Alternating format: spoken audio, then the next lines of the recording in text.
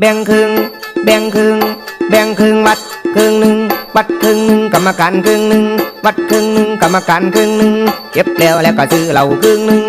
ครึ่งหนึ่งกำนันครึ่งหนึ่งผู้ใหญ่บ้านครึ่งหนึ่งผู้ซอยครึ่งหนึ่งอบตครึ่งหนึ่งเขาวัด500 Don't compare me to you, nigga.